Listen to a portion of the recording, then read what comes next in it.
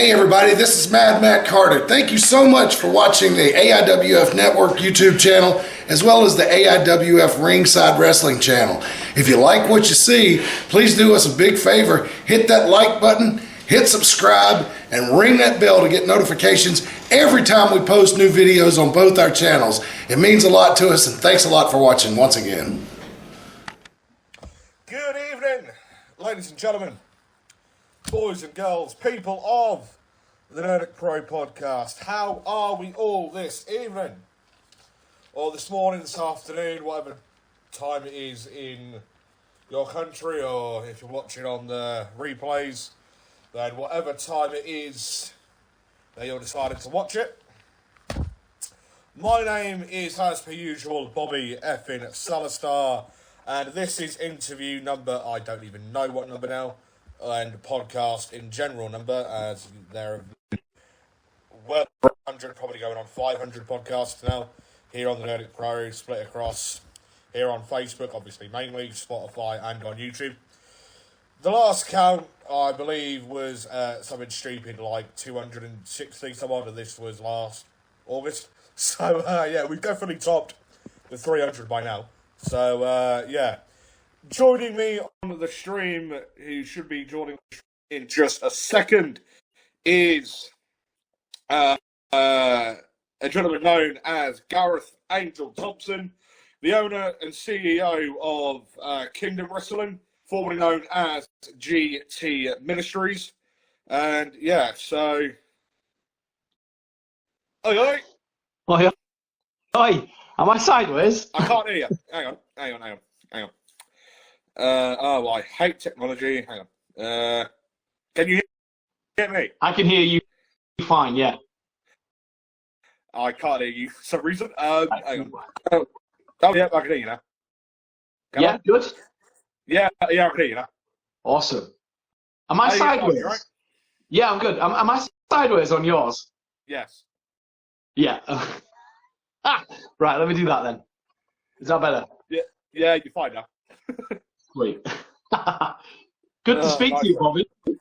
Sorry? It's good to speak with you. Yeah. Thanks for having me on. Nice to sort of finally properly meet each other now, wouldn't it? Rather than just over messages now, wouldn't it? Yeah, man. This is cool. Yeah. So, yeah, ladies and gentlemen, boys and girls, people of the Nerdic Pro podcast, my name is, as per usual, former two-time Nerdic Pro podcast general manager and former CUKBW 24/7 champion, Bobby effing Salastar. With me on the line is the owner, founder, CEO of Kingdom Wrestling and GT Ministries, the one and only Mr. Gareth Angel Thompson. Now, thanks a million for coming on. And yeah, so as I normally do with people, sort of feel free to introduce yourself, because obviously you know you more than what I know you. Sure. So just sort of give the listeners a sort of inkling on like who you are, your sort of upbringing, how you got into wrestling, like, and with faith and all that, and like, yeah. So cool. The floor is yours. Yeah. Thanks, man.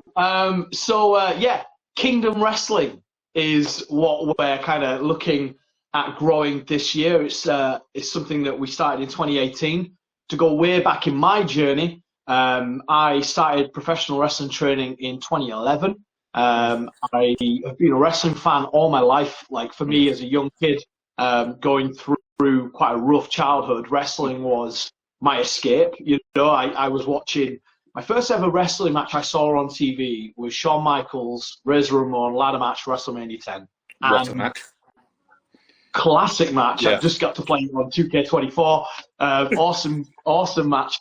And Shawn was the heel, yet there was just something about Shawn that caught my attention. And I thought, I love that guy. I want to be like him.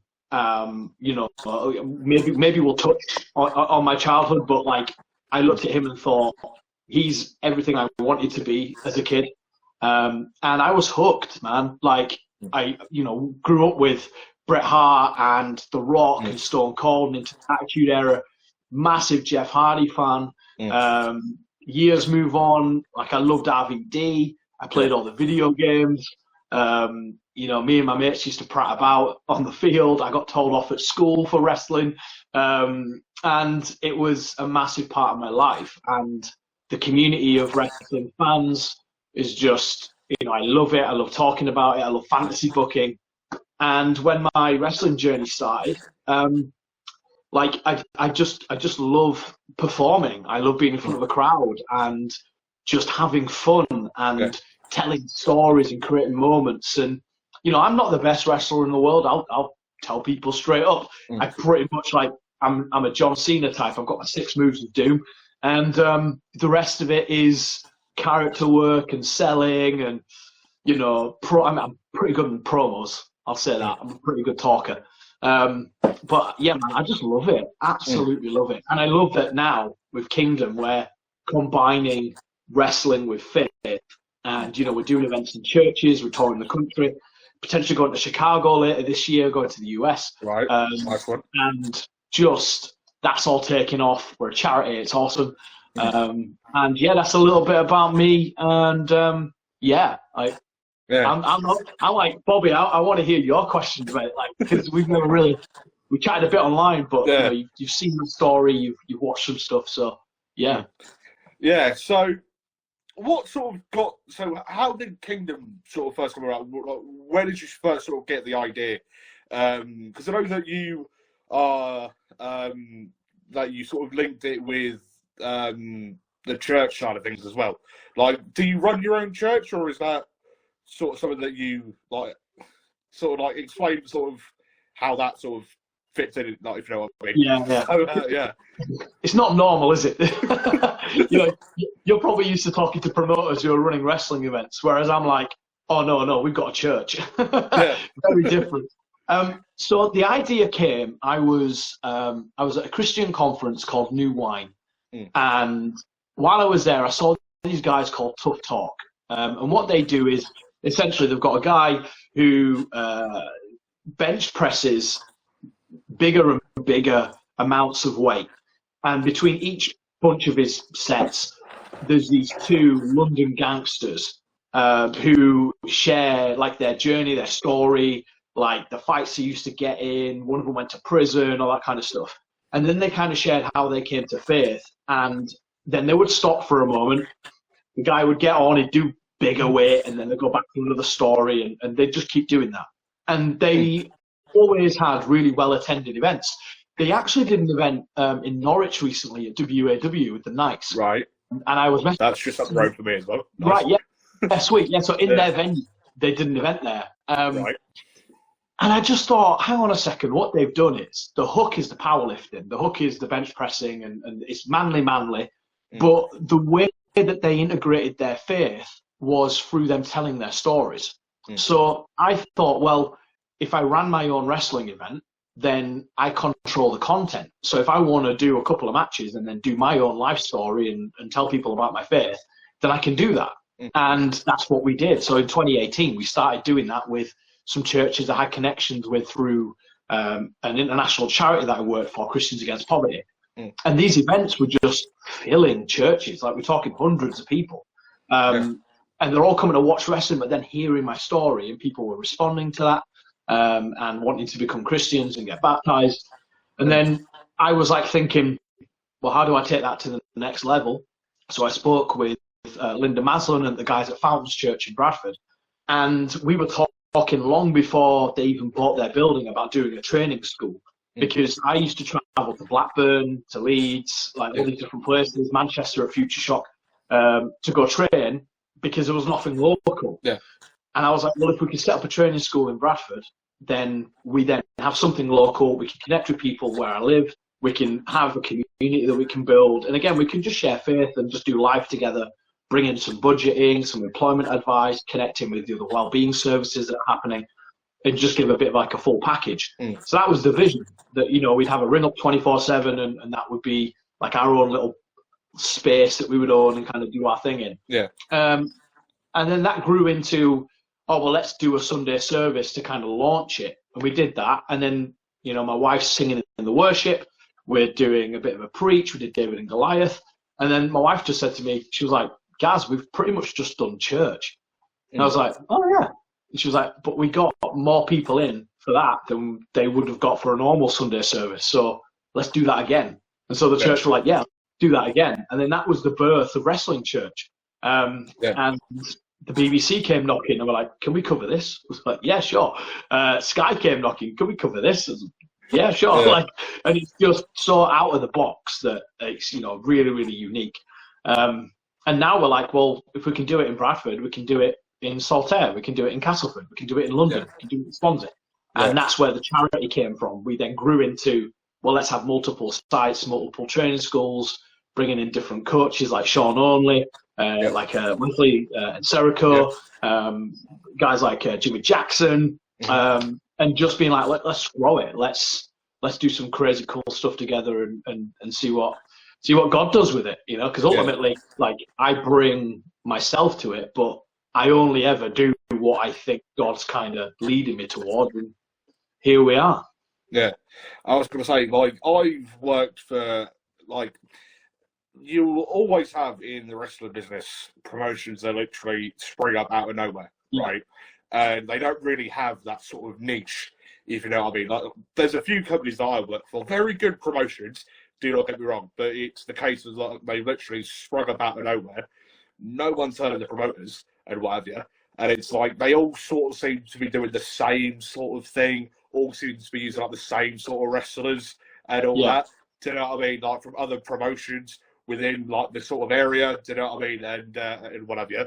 But obviously with the Kingdom, like, you've obviously got that niche with like Christianity and church and obviously like the rest of the side of things as well. So yeah, like you're sort of bringing in people from Christianity into wrestling and wrestling into faith and all that. Do you know what I mean?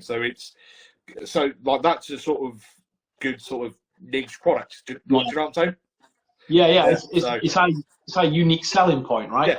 It means we can tell different kinds of stories because we can take a Bible story like David and Goliath, like the resurrection story. I don't know if you saw that online when we did the casket match with Jack Thompson and myself, and we had Matt Williams play the part of Judas, and we had the talk. And the worship, the live music is different. You don't get that in most places. Having baptisms happening and bishop coming in, and so there is all these different stories that we can tell. Like even Linda Maslin, a 60-year-old female vicar, got in the ring with Matt Johnson, you know, and like we could just tell these different stories, and that is unique. And I think what I've always thought about it is, if I had found a church that spoke to me in a language I understood, then I would have engaged with faith in a completely different way than I would have done going to a church with a pretty middle class, bland, you know, lovey-dovey kind of feel. If I'd have gone to wrestling church years ago, I'd have been like, wow, this is right up my street. There's a working class lad who speaks like I do. There's wrestling that I love. There's stories. There's the Bible being explained in a way that I can watch in the ring and then take in and think about. And my kids can come to it and enjoy it. And the family can do it together, or I can bring my mates. And it's always something different. So I'm like, you know, I wish I could have done this 10 years ago. But God's perfect timing, and I believe that's true in this case. We just happen to be, you know, I mean, to be fair, we've got to be really creative because every time we've got to think of something different. You know, like I'll probably take everything we've done at Bradford and just repeat it at Saltaire and repeat it at Castleford. Because if we do it once, we do it again, different crowds. But yeah, we really kind of like have to get creative and think of different things and cool ideas.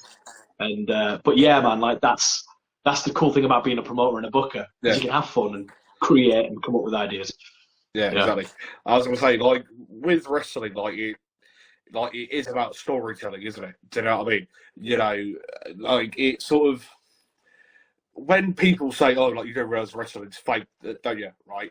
That boils my blood, right? Do you know what I mean? It's like, try getting in the ring yourself. Do you know what I mean? You know, but it's not just about the actual wrestling side of things. It's like EastEnders in a sort of way. Like, you know, it's like, you know, like the storytelling aspect, because you look at everything that's been happening in WWE at the moment with the Bloodline, Cody Rhodes, CM Punk, Drew Galloway, McIntyre, whatever, right? You know, I've been like I've got to watch, you know, like the next episode of Raw, like the next episode of SmackDown, and whatever. Like, I've got to watch like the pay-per-view. Do you know what I mean? Just to, you know, get the next sort of wow. Do you know what I mean? You know, and it's like, obviously as a promoter, you want people to be invested as much as possible, don't you? Do you know what I mean? To then continue them coming back and what have you. Do you know what I mean? But yeah, like I also knew previously that you had the BBC and Sky come in to do some stuff for you. Like how did they sort of come about to do some stuff for you? And like how was it for you and the people that you were working with? Yeah, so the BBC, they were actually in Leeds filming a female vicar called Leah Thompson, and they were kind of following her journey to becoming a vicar. And while they were filming with her, she said, "Oh, there's this wrestling church that's going to start up in Bradford. You might want to check that out." And so the guys were like, "Oh, wow." Like, they were freelance site documentary makers. And then they sold their programs to the BBC and did some work on a series called We Are England. And then they just dropped us an email and said, "Can we come have a chat?" So we went for a meal together and we talked, and I showed them the space. They came to an event and watched one. And they were like, "Oh, this would be fantastic." And then they wanted to kind of feature a bit of my story, a bit of my journey, and, you know, meet with the church leader. And then there were a few of the guys at the training school, like Pride and Jonathan and Emma. And they were like, you know, we want to give them some space to share what they've been getting from it, and kind of really leaning into the mental health benefits of being a part of the community, supporting each other. And then the faith side of that too, which was actually quite special within Christian circles, because very rarely do you see a program on a national television series that's not based on faith, like Songs of Praise, for instance.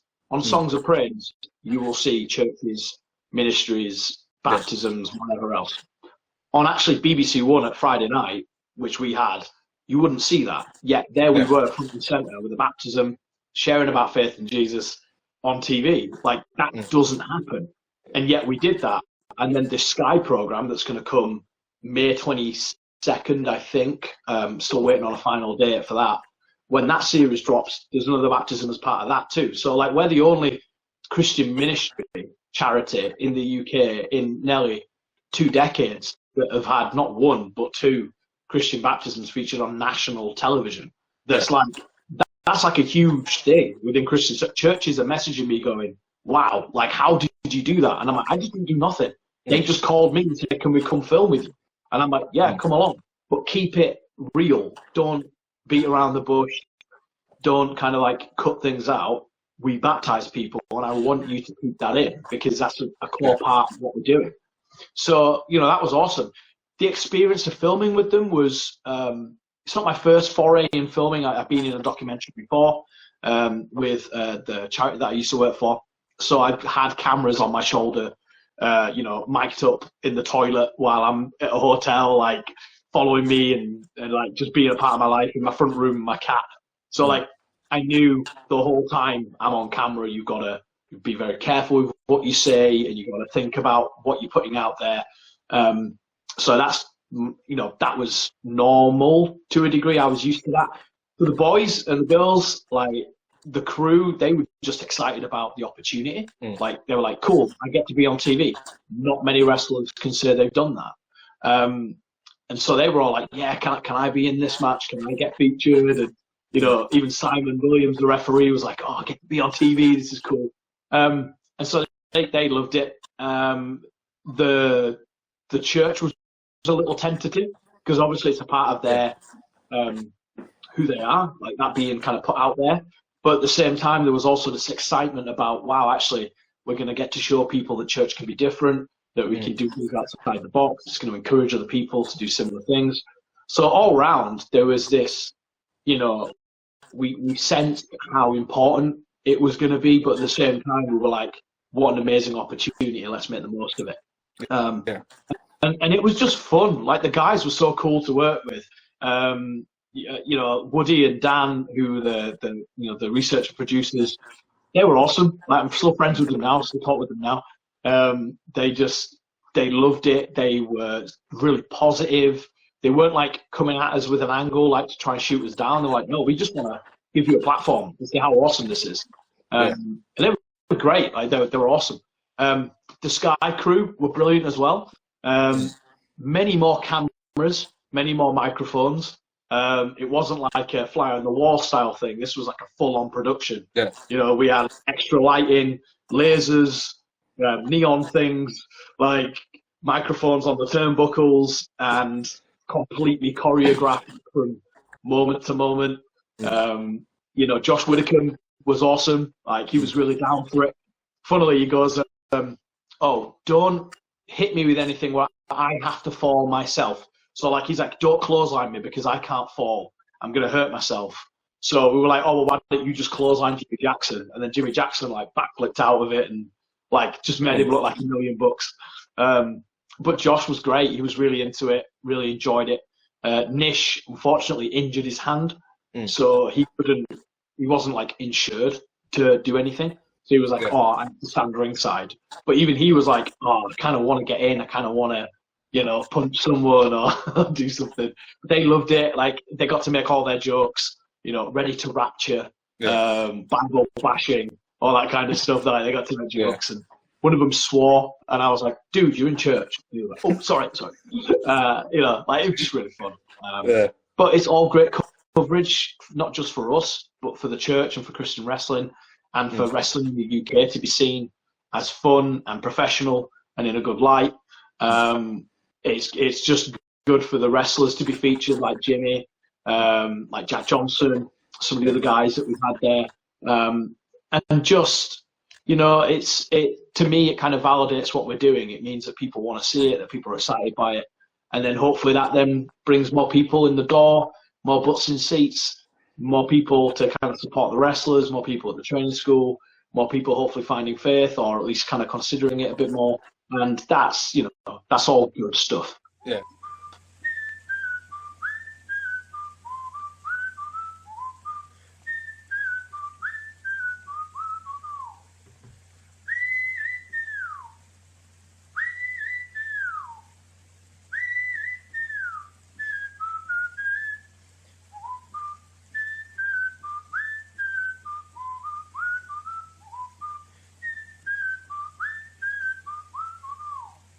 Hey, Paul, I'm hungry.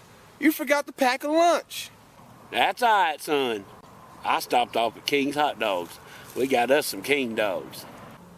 You're the best, Pa.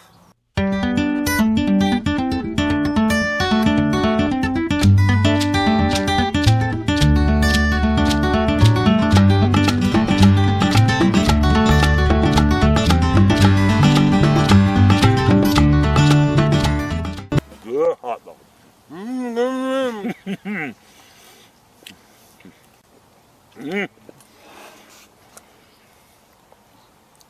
This is the life, son. It sure is, Pa. So, sort of going up to the actual wrestling itself, right? When you first started in 2011, what was the build-up into you actually first going to training, and sort of how was your first sort of incarnation, shall we say, into the wrestling business? Like, do you remember like how you got into how you got into it, your first training sessions, your first matches, etc.? Yeah. So I bumped into a guy called Kev, and me and him had kind of worked together a bit. We knew some people, and he was like, "Oh, I'm a wrestler," and I was like, "Oh, dude, I love wrestling." So like we hit, and I was like, "Where are you wrestling? What are you doing?" And he was in a tag team at the time with a guy called Paul Jacklin. And they were like going around the local circuit. Then he was like often in Blackburn with a group called the Radical Wrestling League. And he was like, "Oh, you should come to training with us sometime." So I went with him to go training. And my first training session with Valo and the Barron brothers and like all those guys at Blackburn, like it was so like welcoming. Like they were awesome. They were like happy to see me. They like were really cool with me, gave me time to kind of get it right, and drilled me in bumps, and like that first bump, man, like they always say, that first bump you never forget. Yeah. Like I hit the mat and my back just rattled and my head hit, and I was like, oh man. And Corey Vallo, he was like, oh, you got to do that 10 times in the match, mate. And I was like, what? He's like, oh, at least. I was like, oh, okay. So like, they just do it again, do it again, do it again, do it again. And they were very quickly kind of getting us into doing matches and learning kind of how to work the crowd and do selling. And like, I think I had more of the character stuff pretty early on than I did the physical. And I think that's always been my strength is, I can talk a talk, and I'm pretty good at a heel character. I can be pretty aggressive. I can do silly. I can do comedy. And they were like, you're going to learn so much more doing matches as much as you are going to be doing, running the ropes and taking bumps and throwing holds. And they threw me in a few rumbles, gave me some crowd experience. And it wasn't long before I ended up like traveling with a ring and helping put rings up and being at events and getting the odd little spot and playing security. The first time I actually got in a ring on a show was at Saltaire, which is literally like 5 minutes from my house where I live now. And it was for 21CW, which was a company that was running there at the time. And I was in the ring, and we had Tom Barron and Jay. They were like called the Yobs at the time. They stormed the ring. They were beating up a wrestler. And I come running in as security to kind of fight them off. And I got a chair smashed over my head, and then got like hit with a packaged stomp double team move. It looked sick. And then I was like, cool, well, that was great. And then the following month they had me back, and then I got to beat up Jack, like attack him. And they're like, right, now you've got a match with Jack. I was like, cool, great. So now I'm in there like with Tom, and I'm wrestling Tom. And then next thing you know, I'm in a tag team, and then I get invited to another promotion. And then I was off. And I'm like, oh, cool, I've got events in Castleford now, and I'm traveling back to Blackburn, and I'm going up to Scotland with this guy, and I'm going down to Wales with this guy. And I was like, well, that's it. I'm off. Got connected with Jimmy Jackson, because he lived in Bradford. Me and him and Phil Robinson, a referee, we'd just jump in a car and travel together. We'd go to different venues, and we'd be like, hey, here's a match. And we'd just work each other. I got to work Chris Travis a few times. I was in there with Bubba the Butcher Morris. Like, me and him had some wars.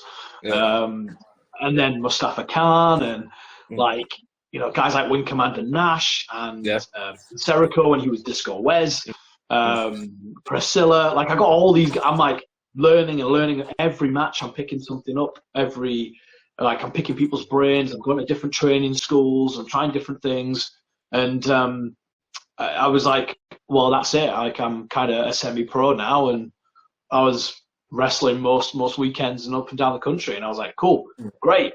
I was Crazy Gaz to start with. That was my gimmick. And to be fair, it wasn't really a gimmick. It's kind of like a Darby Allin, Jeff Hardy kind of middle of the road rip-off. And then I kind of felt challenger on my faith and started bringing my faith into it. And then kind of changed my name to Gareth Angel. Because there's no Gareths in wrestling that I'm aware of. So I was like, well, if I keep that name, which is my real name, then that's cool. And I started doing Gangnam Style when that was a thing. And I called it Gazman Style. So I dance around the ring with kids. And then I do it with the people's elbow. I do that, run the ropes, and then as I come back, I do the little shimmy and then hit an elbow. Man, I look back and I'm like, oh my goodness, how ridiculous was that? But kids loved it, and they were buying T-shirts, and I'm like, well, isn't that the point? And then I got a bit more serious with it, played a heel character for a while. That was fun. And then in Bradford, I just couldn't get booed in Bradford because I'm from here. Everyone loved me.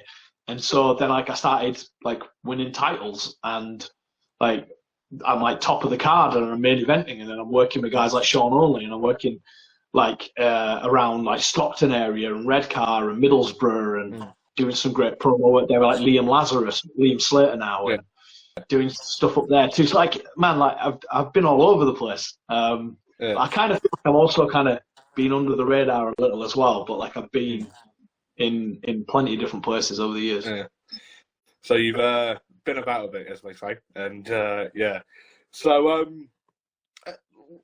with the wrestling, would you say that you've had any particular like favorite opponents, favorite matches that you've had?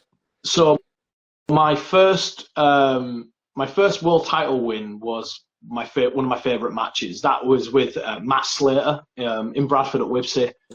He doesn't wrestle anymore, unfortunately. He injured his back a little while ago. And he would say it's probably one of his favourite matches too. And we both fought each other a couple of times, like twice. I've won one, he's won one. So if there's ever an opportunity to do a rubber match, I'm down for that. But that was one of my favourite matches. It was quite long, about 30, 35 minutes. We didn't have to do a right lot. Like for the first 5 minutes, we just barely touched. The crowd were just so into a story we've been telling over 4 or 5 months, where they were like, they wanted to see me win the title. They definitely wanted him to lose it. And he was obviously better than me and been around a lot longer.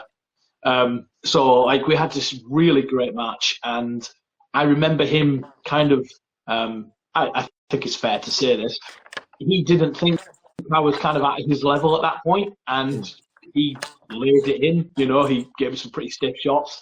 I think he kind of wanted to beat a bit of respect into me, but I just gave it back as good as I got it. And by the end of the match, we hugged after, and he was like, "Yeah, you've earned my respect."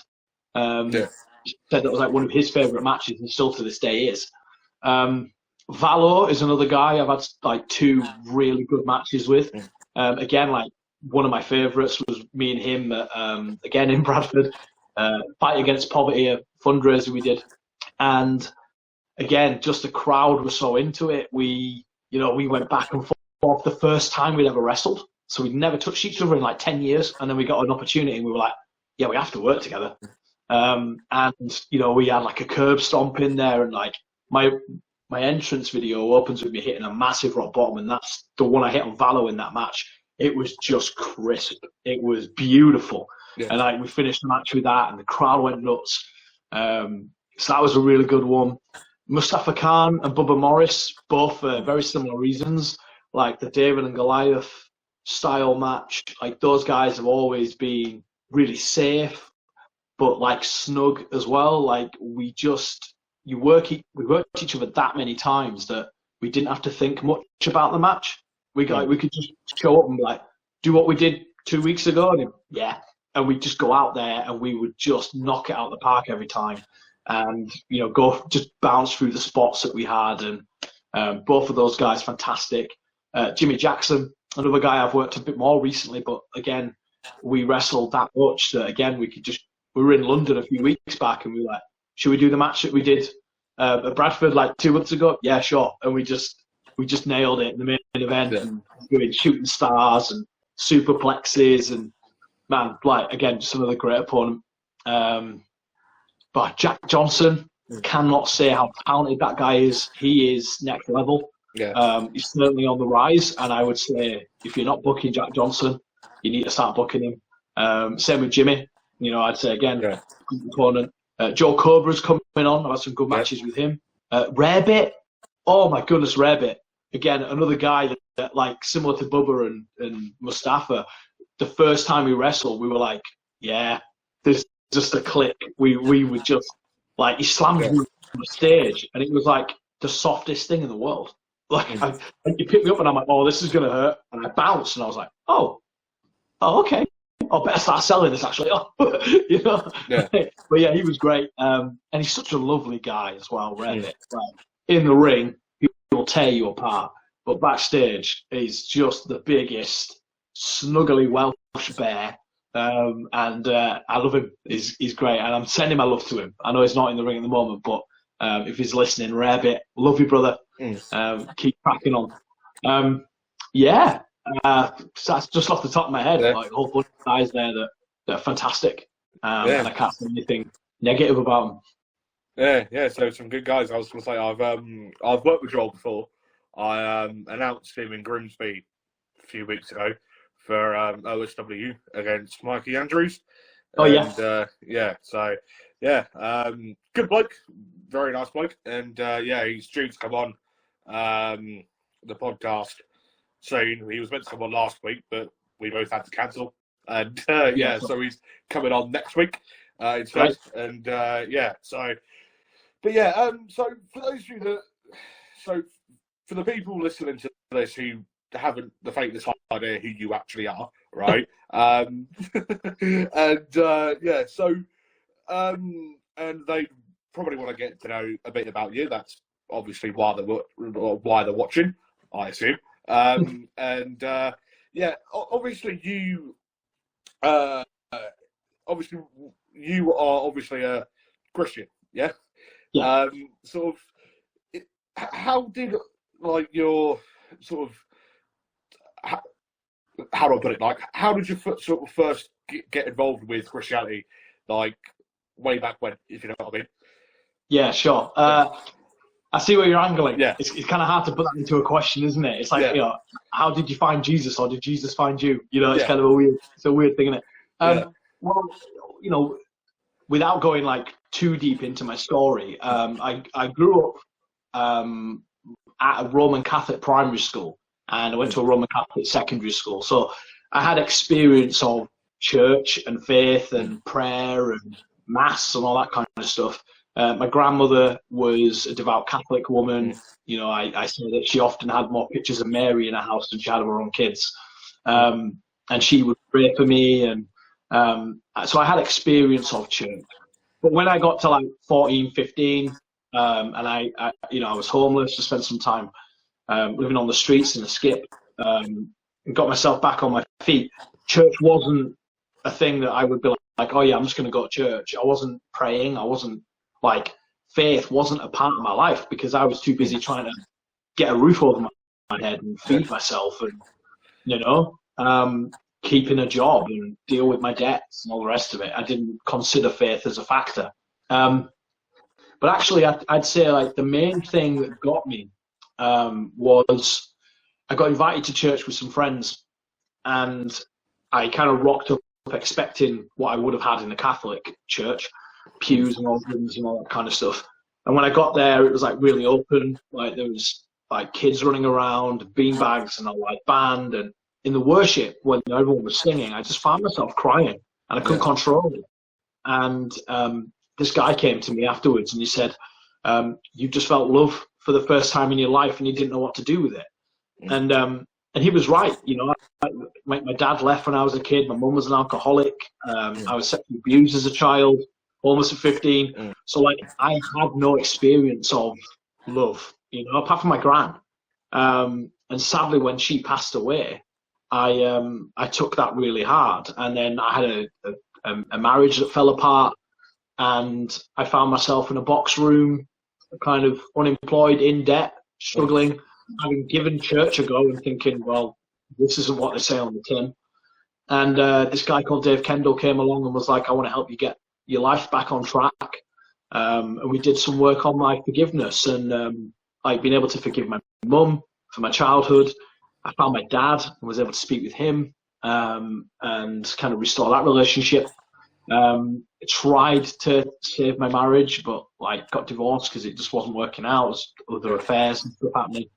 And then we got stuck on my abuser. And I was working at CEX at the time. I had like, you know, purple in my hair and all the rest of it. I looked like I worked at CEX. He said, you know, how can we fix it? And I was like, well, he went to prison. I don't know where he is. And he was like, well, let's just pray about it. And I said a very simple prayer. God, if you're real and you can help me fix this, then I'm all in. You've got me, essentially. And I'm at work the next day with Kev, who I trained with. And my abuser walked in and joined the queue. And I found myself face to face with the man that abused me. And I had to serve him. And I'm like doing that. And throughout that whole time, I'm like, I prayed for this last night. Here's the moment and the opportunity to deal with it. And I held him by the hand when I gave him his change back and told him dead in his eyes that I forgive him for what he did. And like from that moment, that was the shift. I was like, right, you know, this relationship with God feels real now. And this has just happened. You cannot explain that. And from that point, like, I was like, right, I don't want to work in these kind of situations. I want to help people. I started working for Christians Against Poverty and helping people out of debt and helping people back into work and sharing my story with people and seeing them kind of really transformed. And often I'd find myself across the sofa from someone who'd been abused themselves, or their dad was never around, or they dealt with other stuff. And by me sharing, I saw them kind of find hope for themselves. And I was like, isn't that what faith is? It's hope. It's a future. It's a change. It's transformation. And I'm like, right, cool. That's it. That's me. And I'm not ashamed of it. I don't force it down people's throats. I talk about it when I'm asked, and I share things at times, but I'm an open book. I'm like, if you want to ask me how, like, my kids are and my wife and the church I attend and why I do what I do, I'll tell you. It's because Jesus saved my life. Faith saved my life. I'm not going to hide that, that's just a part of who I am. And, like, we obviously got chatted last night, us two, and in one of the video links you sent me, obviously I can't remember what channel it was on YouTube, but in the link that you sent me, the way you were explaining, like, your childhood and obviously growing up and all that, like, I was like, holy shit, you know what I mean? Like that must have been tough, like to go through all that, you know what I mean? And I even said that I'm not an emotional person, but I actually did feel quite a bit of, like, emotion. Secondhand Heroes and Home for Wayward Villains is a comic book shop and gaming store that also features Magic the Gathering and D&D. Located at 18184 Leesville Road in Evanston, Virginia, Secondhand Heroes is your one-stop shop for you to get your nerd on. Open 7 days a week at 11 a.m. They don't close until the dice stop rolling. They buy, sell, trade, barter, and haggle, specializing in collectible toys, both vintage and modern, comics, Magic the Gathering, video games, console, and arcade cabinets to play, all set to free play. Host your game night with us. Monday night D&D video game competitions, and so much more. Something for the collector and gamer in us all. Call 434-317-0121 or shoot us an email with any questions to secondhandheroesva@gmail.com. Note, secondhandheroesva@gmail.com. That's 2ND, handheroesva@gmail.com. Come game with us. Yeah, so the church that you work in now, you attend now, it's in Bradford. Am I correct in saying? Yeah. Yeah. So, sort of explain sort of where that is. Like, people that are listening to this that are probably from around the Bradford area that probably don't even know of, like, the existence of this church. Yeah. So, so sort of where is it and all that. Yeah. So we've got an event this Saturday, actually. If people want to come along, it's free entry. Wrestling Church. We've got a couple of baptisms, a 2 out of 3 falls match between Billy O'Keefe and Jimmy Jackson, and I'll be doing a bit of talk as well. Oh, Billy O'Keefe's fantastic. Yeah. So good. It's great to see him getting more opportunities now, which I think is awesome, well deserved. And so we are between the Alhambra Theatre and the National Media Museum, so 2 pretty decent landmarks. If you get onto the middle of Bradford where the town hall is and the Mirror Pool and the Witherspoons, if you just look at the Alhambra Theatre, it's like right next to it. It's a bunch of old nightclubs that got taken over by Fountains Church. So if you rock up there at 5:30, come on in, order yourself some hot food, get some snacks, take a seat. You will see a wrestling ring with a baptism pool right next to it. You'll see a live band. You'll get the full experience of Wrestling Church. And yeah, come and see us, come and chat to us, come and check us out. And if you want to see where we are when we tour, if you go onto our website, kingdomwrestling.org, you'll find all of our events on there.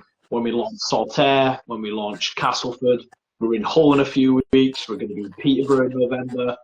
We're like getting all over the place, and you can find out all about that on there as well. And hey, if you want to donate and give us a couple of quid a month to help us continue to help people, you can do that through there too. Yeah, I was going to say, because it's obviously not just the wrestling and the church side of things. Like, you do help community, you do help like the local community as well, don't you? By Yeah. Like I was literally with a guy today, like helping him rewrite his CV and doing job applications and trying to help him get his life sorted out. And there's a guy who's actually commented on here called Calvin. You know, he got into work through kind of his friendship with me, and Ben Hall, who's our ring announcer. Like, I helped him get into work, and you know, he's kind of turned his life around now and is able to buy his own house and look after his mum. And you know, he was like isolated, never left his house in years, and then bumped into me through a friend of his, and now he's ring announcing for us and has been working for years. And like, you know, we genuinely have multiple stories of people whose lives have been changed through their connection with what was GT Ministries, now Kingdom Wrestling. We're a registered charity. Like, that is like next level. You know, we're not just a wrestling company. We're like a registered charity. We are accountable to the charity commission. I've got a board of trustees. I've got like, I need to, like, everything is next level. Safeguarding policies, complaint policies, risk assessments, you know, all that stuff is like, we're a proper professional outfit.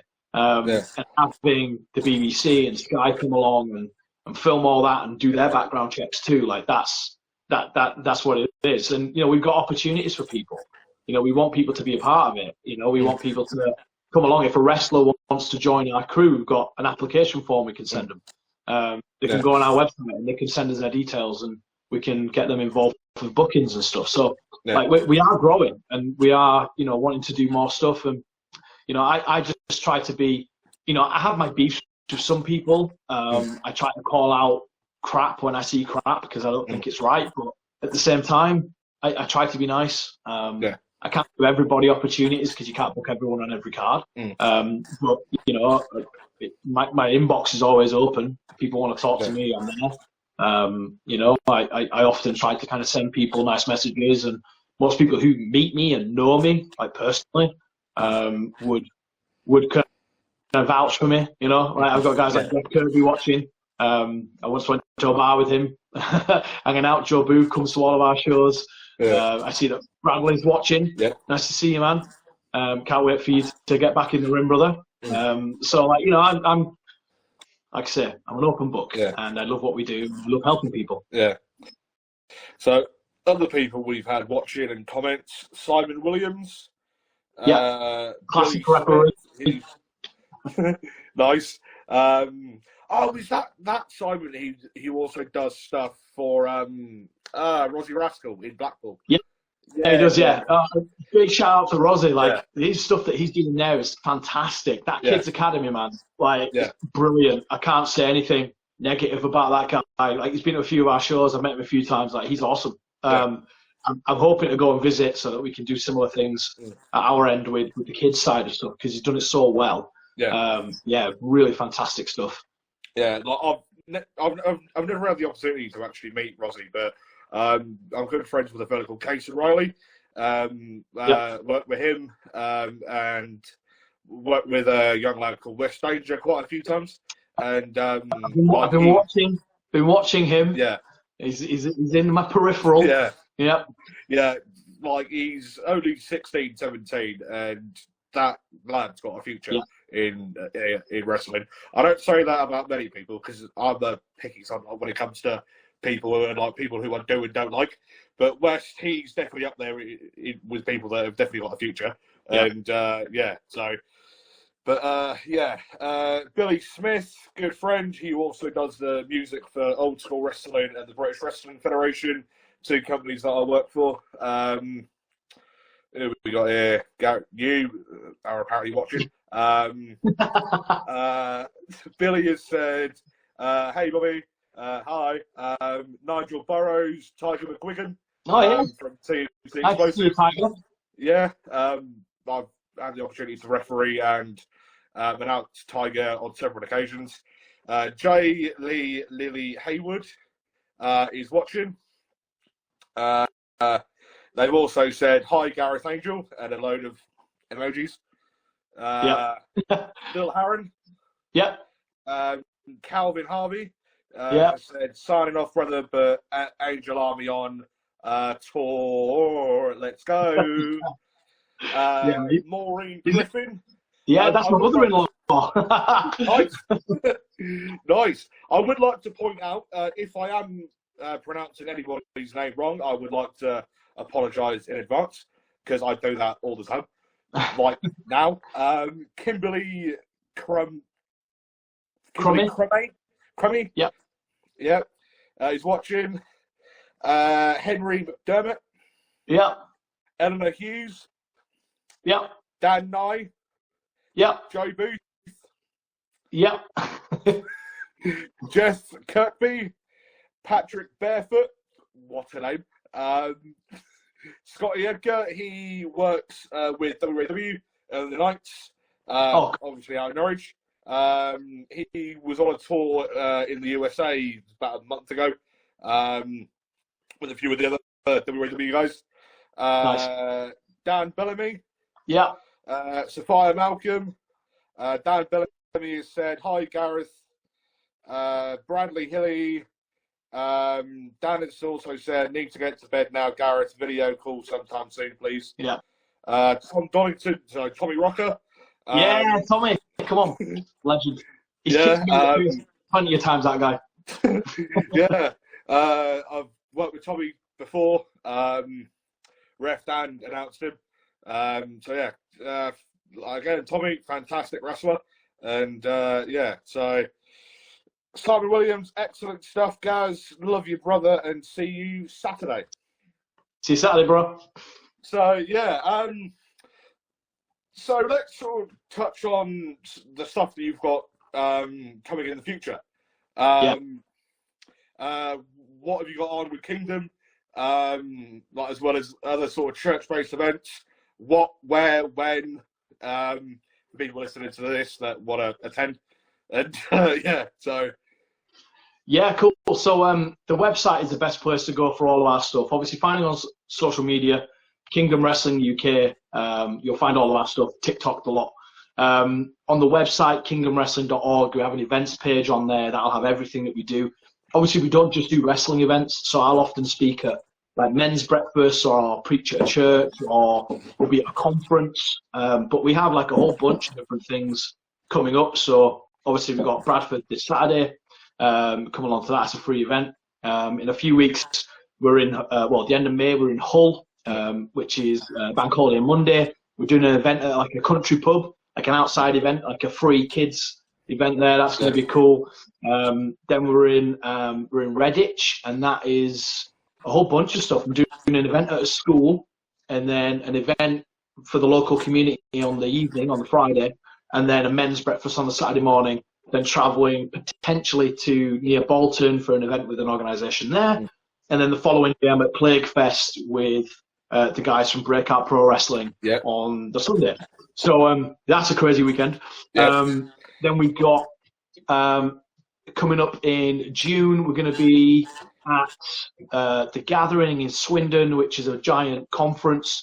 You get about 2,500 blokes there, and like there's axe throwing, we do wrestling, there's quad biking, and within that you've got like Shine Jesus Shine worship going on. You've got like all these amazing speakers, and just an amazing kind of gathering of blokes.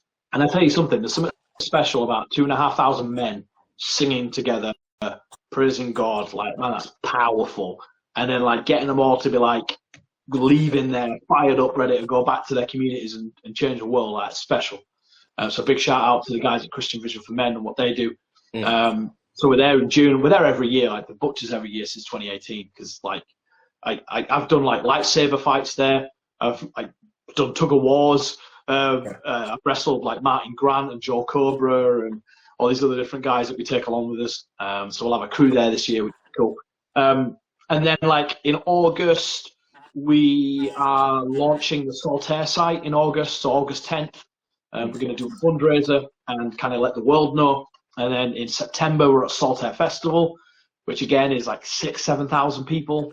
And we've got a ring in the field right next to the stage of all the bands on. So we'll be doing that. And then every month we're at Bradford. So, you know, we've got a women's event in June, we've got a trainee event in July. We've got like every third Saturday, you've got the Bradford events.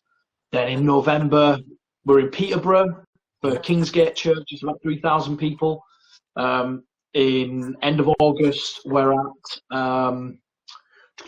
St. Helens Christian Life Centre there. That could be another like decent big event.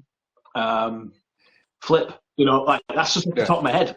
And there's all these other little things kind of ticking away, and you know, other events that are kind of being worked on and cards being built and stuff. So, you know, we're all over. And then the Sky program drops in May, which we might be doing a screening for if we can, similar to what we did with the BBC documentary. And then in April next year, we're at Butlins in Skegness for Spring Harvest. It's again 6,000-7,000 people. Main stage, wrestling church in Butlins. Like that's been mental. And then a potential trip to Chicago is on the cards with a church that I did a podcast for, which just got released this morning, which I didn't know about. So I'm like promoting that, and then we're like, oh, we got ours tonight as well. Was that the one go or something like that? One go podcast? Yeah, 180 podcast. I filmed that back in December, and then it dropped last night at like midnight. And I was like sat up playing 2K24, and my emails are going off, and I'm like, oh, what? They're like, oh, your podcast has dropped. I was like, oh, I'll promote that in the morning, but I've also got yours tonight as well. Nice. So, so you've got a busy sort of year ahead. So, you've got some really good stuff coming up. And, as I said earlier, you know, when it also comes to like the wrestling thing, you know, there's a trillion promotions just in the UK alone. You know, I could be here all day naming, you know, knowing the companies, A, that I work for, and B, that I don't and all that, but, and what have you. And, you know, with some companies, you know, that you have like 4 or 5, 6 different companies, all of the same sort of 25, 30, 40 mile radius. Do you know what I mean? That all tend to use like the same people, you know, like same wrestlers, same MCs, same refs, what have you. And, you know, so it's kind of like people are sort of seeing the same product, but in a different company. Yeah. But obviously, like yourself, you're bringing in the faith side of things. Do you know what I mean? And you're sort of bringing in fellow Christians into wrestling, and you bring in wrestling fans into Christianity, sort of thing. Do you know what I mean? Yeah. You know, which sort of is a 2-for-1 sort of package thing. Do you know what I mean? And so, but yeah, like with everything that you've done with church and wrestling, have you enjoyed it up until today? Of course, yeah. I'd have packed it in if I wasn't enjoying it, mate. You know? Yeah, of course I have. Yeah. I think what I've really enjoyed about it is seeing people come to life, you know? Like seeing guys who have come to work for us, like Jack Johnson, like Rarebit, like Bentley, then go on to like Bolton and win our world title and win Bolton's world title. They've, you know, Jack Johnson's then getting booked all over the place, and he's been baptized with us, and he's then sharing his story, and he's been on German TV for one of the interviews that we did. Like that to me is like great. We're giving other people opportunities. We're giving other people space to share their stories. Like I just want to say, like Leonie Rose coming to us, really growing as a performer, winning our women's world title, and Kiara coming in, and you know, we had a Bible that set on fire, and like just kind of crazy stuff, and like being able to do that and have fun and get creative. And yeah, there's drama, you know, there's always issues and problems, and things go wrong, and people drop out, and you know, certain people seem to have gripes. I just water for ducks back, because what we're doing is special, and people enjoy being with us. You know, young Horace is like designing T-shirts for us, as well as like getting given opportunities to, you know, kind of be involved in what we're doing. And then like you see breakouts spring up, and I got to meet with those guys early on and give them some of my learning and be like, hey, here's some policies, here's some stuff, Matt Fowle at Bolton. You know, we went way back before even he started, and we've got a great relationship. Like, I just love wrestling, and I love people, and I love Jesus, and we're doing all of that. So I've got no complaints whatsoever. Yeah, like, I think that Danny, who's young Horace, right? You know, great fella, great wrestler. I know Ben from Breakout, again, another great fella. Legend. Absolute legend. Yeah, I was going to say, like, he was saying that he's, I think he's sent to me a show in Leeds last year, that he's been in the business for 20-some-odd years, or, you know, something stupid. Yeah. Do you know what I mean? Here's a nugget for you. So he actually did commentary for Bradford Wrestling Alliance back in 2012, and he was training at the same time I was training, and we've both been around the business all that time, and we've, bar one little bit at the end of a rumble, we've never wrestled each other. And I've tried to book it multiple times, but one time he had the tooth thing go on, another time he couldn't make it. So I'm telling you now, Slugger, Bo, Ben, at some point we're gonna have to whip each other's asses, because it's long overdue. I was gonna say, but obviously like the tag team that he does, Bo Carter and Dennis. Caleb, I love it.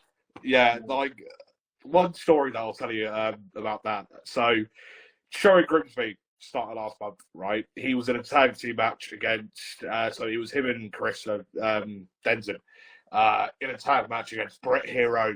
And he's familiar with a fellow called Steve Sykes? Yes. Wrestler? Yeah. So, Steve's son, Brett Hero, and West Danger. They wrestling each other, and I was the MC for the show. They came down, you know, Ben obviously playing the pig character, goes up to the middle rope, bites it. He then comes up to me, I've just broke my fucking tooth on the rope. And he literally just broke his tooth whilst biting the rope, and I'm like, oh my God. And and then you've got Chris's tag partner, bless him, ended up his arm ended up popping out of place. Oh, Gav. Right? And Gav. Yeah, he did his shoulder. Yeah. I'm aware of that. He picked West up for a slam, and like I didn't know, like, from where I was, I couldn't really tell what was going on. Like, I just see Gav pick him up, and then next thing you know, Gav's on the floor rolling up the ring, and I'm like, and so's West, and I'm like, what's happened here? Yeah. Next thing you know, backstage, because it was the interval afterwards, then you've got Mikey. They put in a ice patch on his shoulder. And I'm like, oh, okay, say no more. And, So, but yeah, Ben and Gav, you know, I think the characters are fantastic. You know, like, the crowd loved them. So, you know what I mean? You know, you had Peppa Pig chants left, right, and centre for Ben, and then, like, you've got Gav, who plays the more sort of Slender Man sort of type of style, don't you? Do you know what I mean? Which I think the connection with them is like it's a good sort of heel sort of tag team. Do you know what I mean? And so, but you know, again, I'm like yourself. I love the business. Do you know what I mean? You know, like, I'm 19 now, and like, I've loved the business since, you know, I was sort of years old, sort of thing. Do you know what I mean? And got to travel the country doing bits and pieces and whatever. Do you know what I mean? But so, anyways, Gareth, like, have you got any other stories that you like to share with the people? Oh man, I think, man, I've got hundreds of stories. I don't know how long we've got. What time are we on?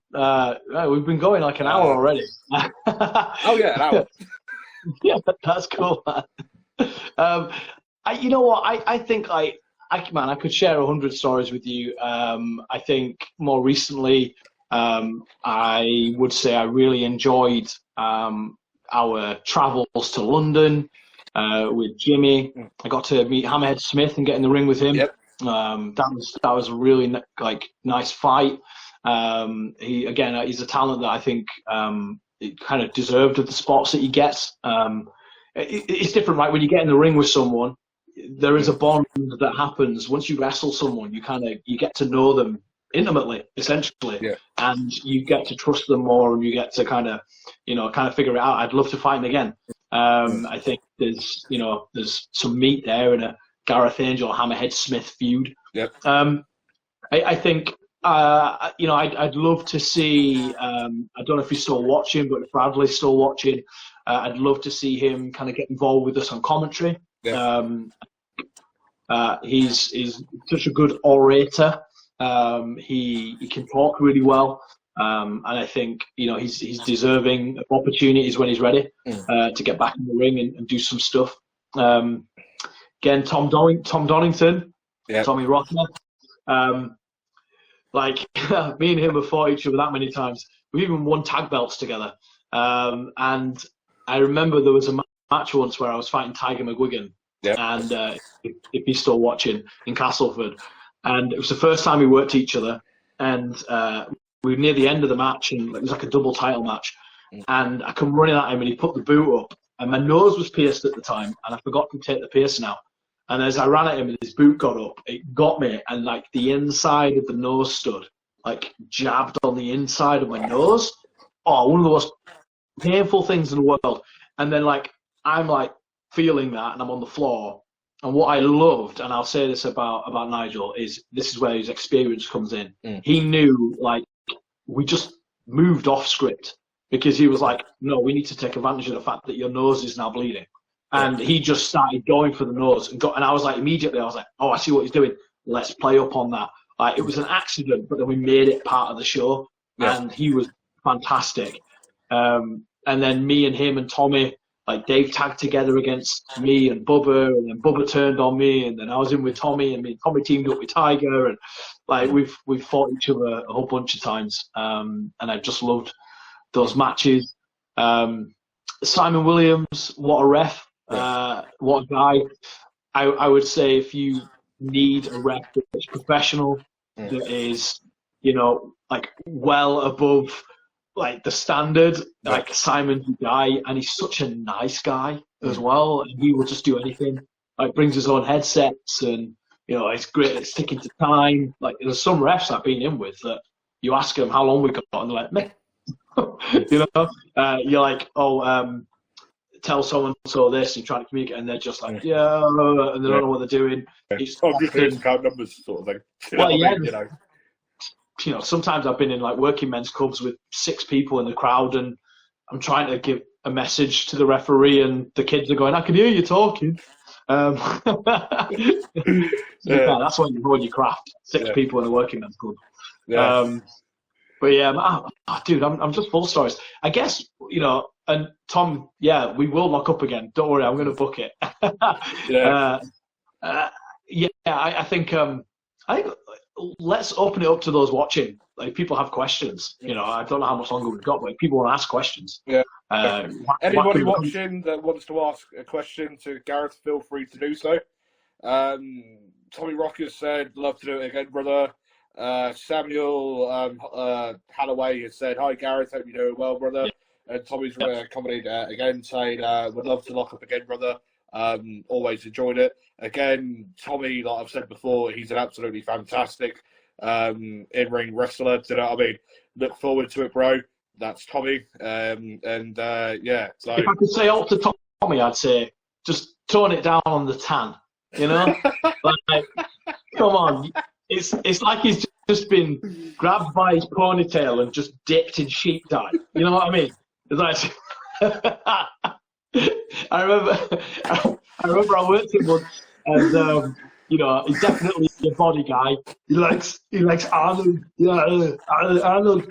And he just had his tan done, and his hands were bright orange. That was like, dude, what are you doing? But no, I love you, man. I love you. I'm joking. Yeah. I'm joking. But just tone it down on the tan, This is where Tommy takes it to an advantage, where he, is 10 times more tanned now. Yeah. You know what I mean? And, So Joe's again. Apologies if I'm pronouncing names wrong. Joe Del Porto. Oh, Joe Del Porto. Yes. Yep. Richard Jessup as well watching. Yeah. So, but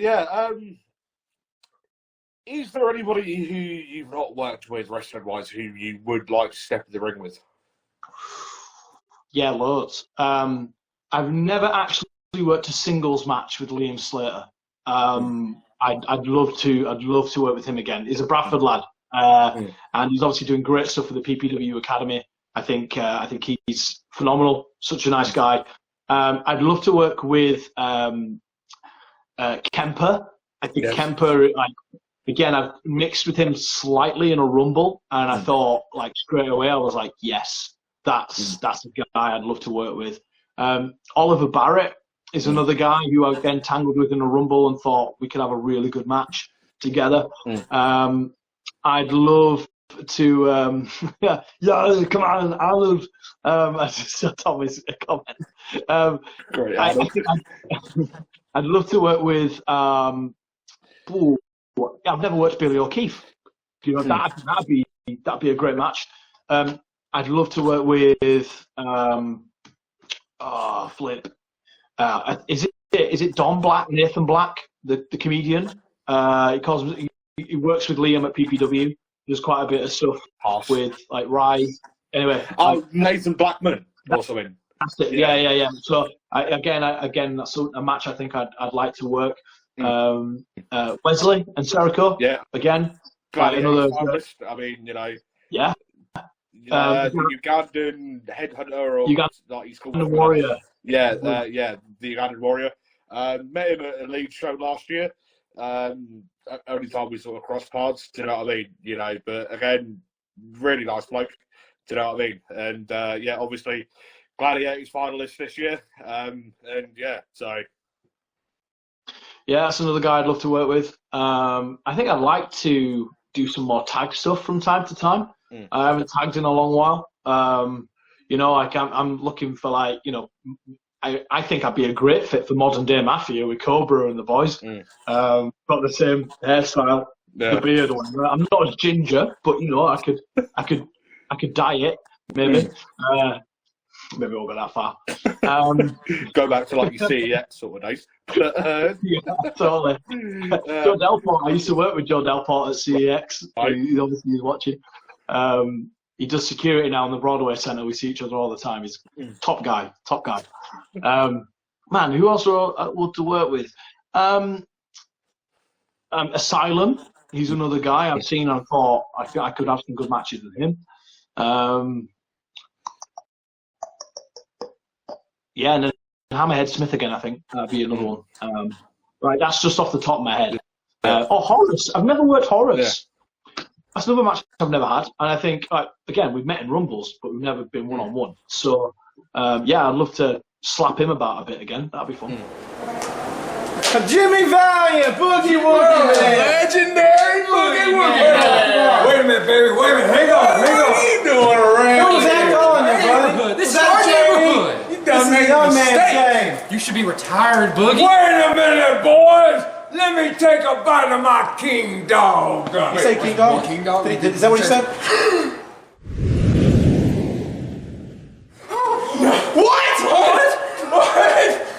What happened?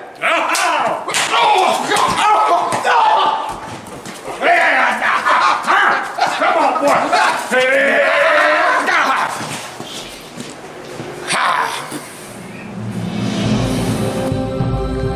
Don't let hunger bully you. Get yourself a king dog, and you too can become a super hunger fighter.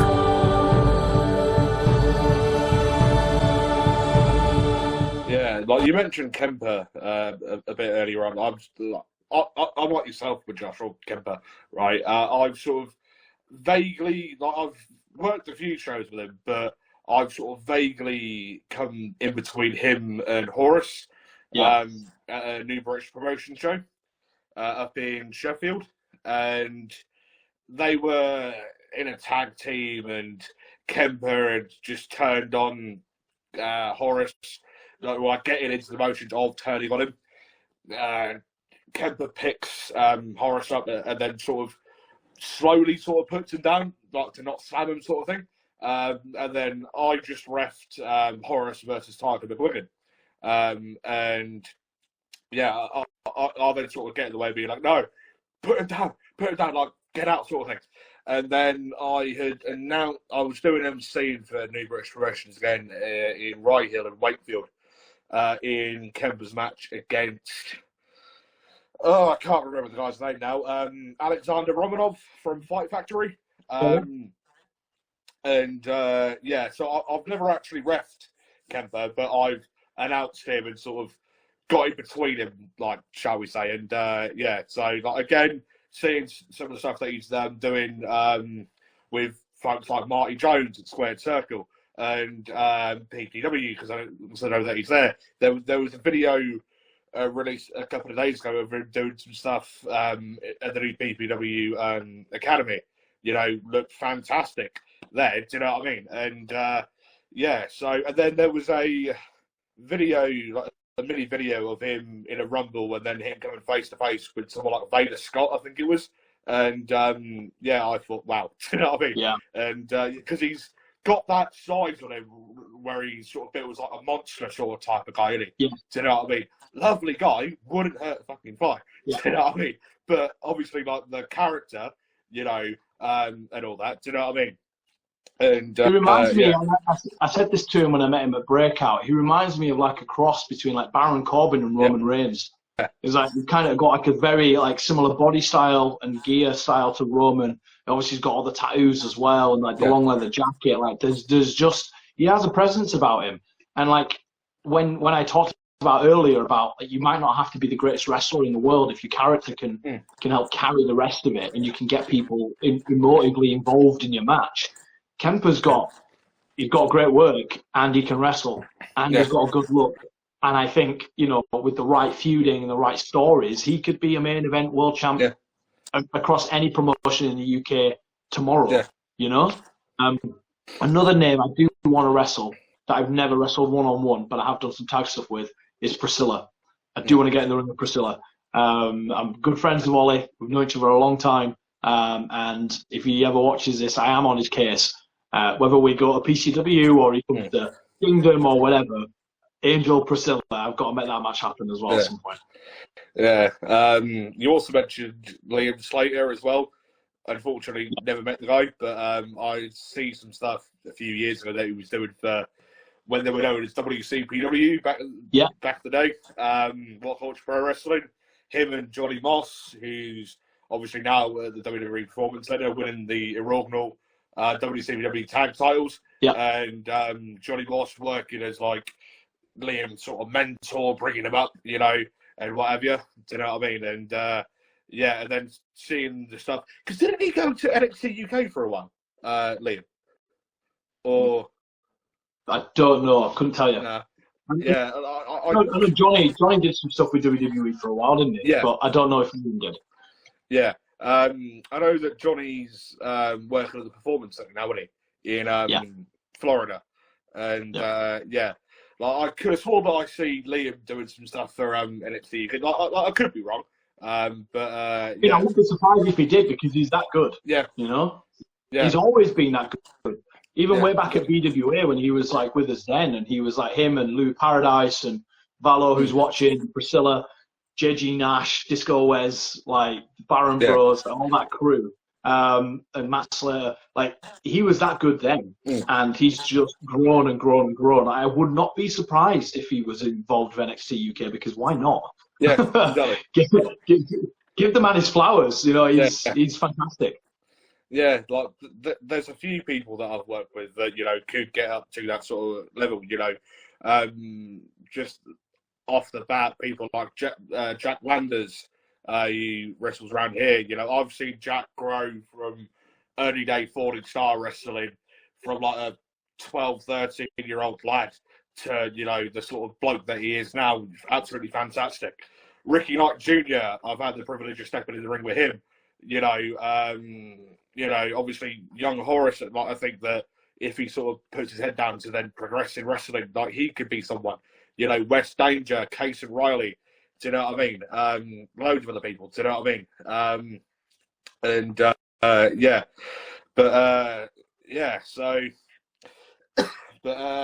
Brett Semtex, I've been in the ring with, you know, absolute powerhouse, do you know what I mean? Like, he could be someone, do you know what I mean? You know, I think 15 years ago, Johnny Storm, could have been, well, obviously Johnny Storm is international, isn't he? Do you know what I mean? Dude, I was talking with Johnny last night. He's going to come to Kingdom. We're going to do some stuff. He, again, really nice guy, proper down to earth. British legend, man. Yeah, absolute exactly. legend. Him and Jodie Fleisch were up there in like the, early 2000s. I've known Johnny years now, right? And had the pleasure of announcing him in a match against Paul Malin, right? In Wakefield last year. Do you know what I mean? And it's like the people that he's wrestled, he even beat AJ Styles in AJ's first ever match in Europe for the FWA. Do you know what I mean? Obviously got to travel the world, work in Japan, the States, and all that, all over Europe. Do you know what I mean? Yeah, another guy I'd like to work with if I get a chance to, because I think his character and mine would play off really well with each other, is Isaac North. Again, oh man, what? Yeah. He's a scary looking dude. But again, I think the light and dark thing there, and Isaiah Quinn as well. I've said to him multiple times, he's got the preacher thing going on with the book and the. I was like, okay, cool. So you've got that, but I'm an actual preacher in a church. So again, you've got a really natural story you could tell there. So he's another guy I'd like to do some stuff with. I know he can't maybe perform in the ring as much, but let's get on a mic together. Let's have a promo. Let's quote some scripture. Let's have a debate, rabbi to rabbi. Yeah, there's this other fella who you probably know of or know, Big Joe, right? Yeah. Big effing Joe, deathmatch outlaw, right? Known the guy a fair few years now, but I've never actually stepped in the ring with him. Shared no end of backstages with him, but I'm not the biggest fan on working hardcore matches. Do you know what I mean? But I would like to get in the ring with somebody like Joe. Do you know what I mean? Because he's obviously won last year's CZW Tournament of Death and what have you, and won no end of deathmatch titles up and down the UK and obviously out of the States. He's got GCW coming up out of the States in a few weeks. And so I'd like to get in the ring with him, and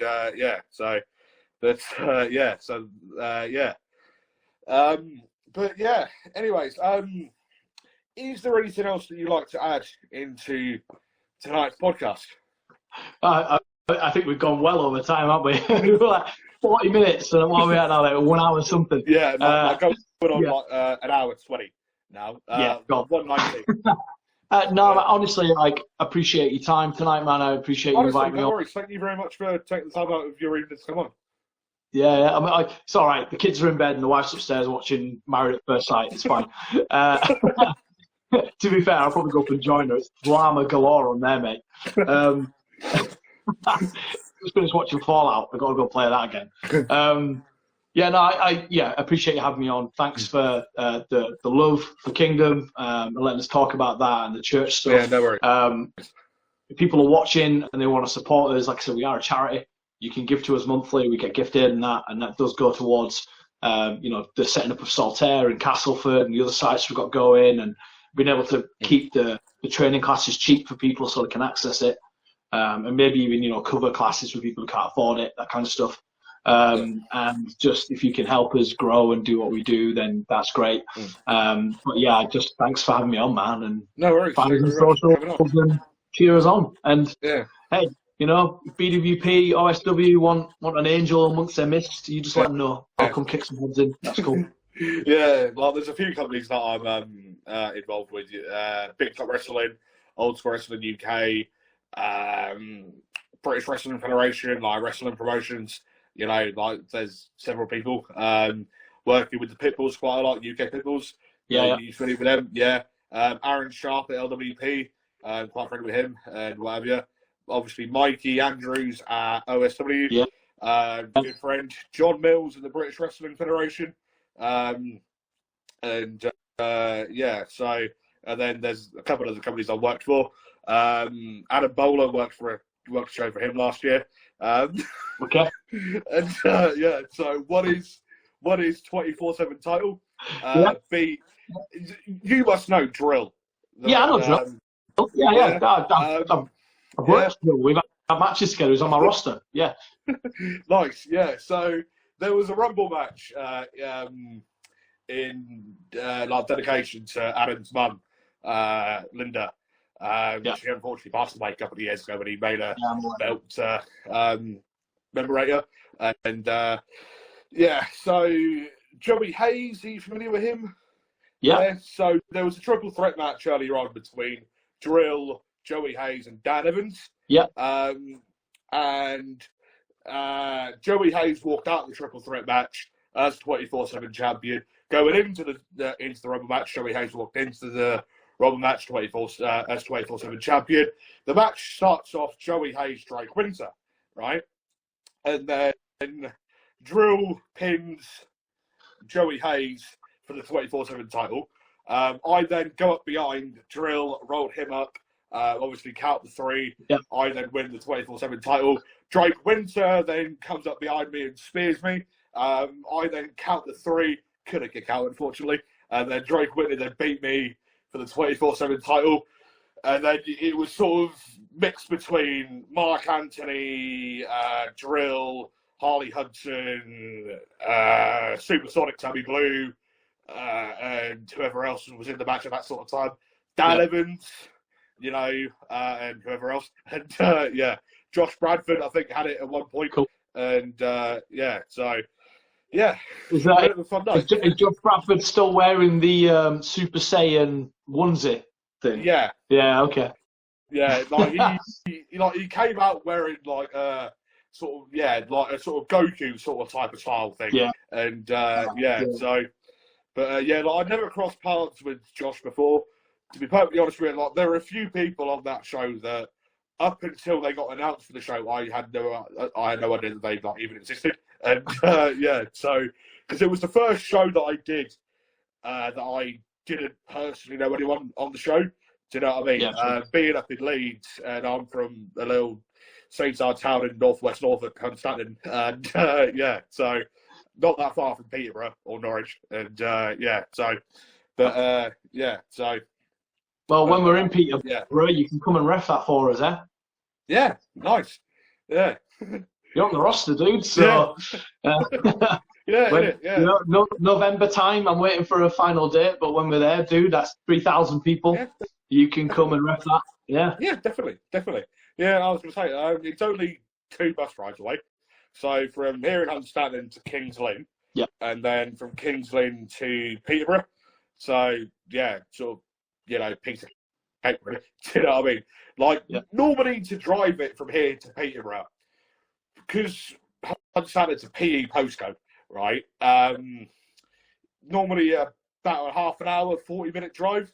But because I've got to take bus routes, right, that would take about 2.5 hours, and then like the waiting from I know.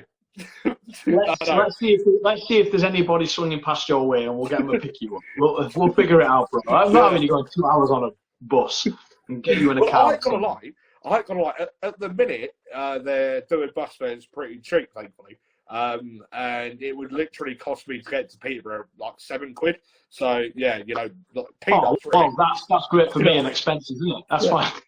Yeah, exactly. So peanuts. Do you know what I mean? Like, I was doing a show for New British Promotions last year, and because it's like a government scheme thing that they're doing a thing that to save less people driving, like they want more people going on buses, sure, and all that. Yeah, like to save like the eco. Whatever. We just got electric buses here, and it's like £2 for a single ticket, and you can get pretty far on that £2. Yeah, because the XL bus goes from Peterborough through like Swaffham, Dereham, Kings Lynn, and then goes straight the way through to Norwich. And you can go from Norwich to Peterborough or Peterborough to Norwich for £2. And that's like a 3.5 hour bus journey. Do you know what I mean? And